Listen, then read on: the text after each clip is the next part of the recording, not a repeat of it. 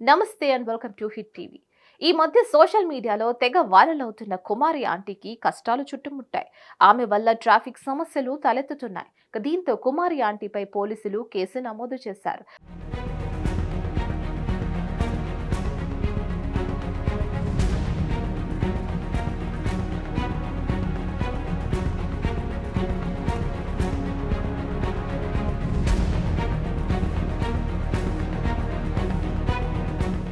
తాజాగా ట్రాఫిక్ పోలీసులు రంగంలోకి దిగి రోడ్లపై భోజనం అమ్మడానికి వీల్లేదని కుమారి ఆంటీకి తేల్చి చెప్పేశారు.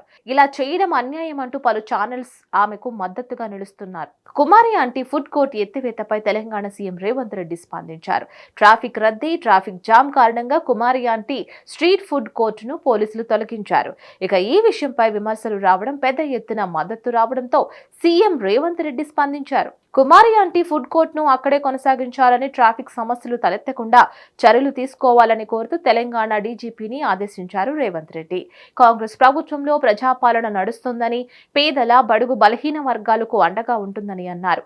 అంతేకాకుండా స్వయం ఉపాధితో బ్రతుకుతున్న వారికి అండగా ఉంటుందని వివరించారు రేవంత్ రెడ్డి.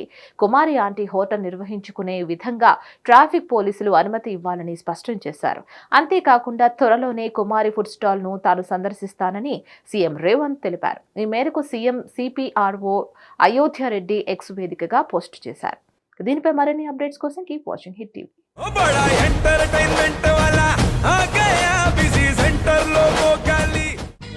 సక్కు సక్కేంద్ర సక్కు సక్కు బాయ్ బాయ్ బాయ్ బాయేంద్ర భార్గవ్ బాయ్ బాయ్. గిరాకి వచ్చే టైం ఏంది? కస్టమర్లు వస్తున్నాడు, రేడికల్ పీగురి. కస్టమర్లు వస్తున్నారు కదా, మాత్రం పొగరు ఉంటది. మరి తగ్గించేద్దాం పొగర్ని. డబ్బులు కట్టేస్తామేంటి కొంప తీసి? లేదు, కస్టమర్లు ఆపేద్దాం. పదా మరి మన బిజినెస్ స్టార్ట్ చేద్దాం.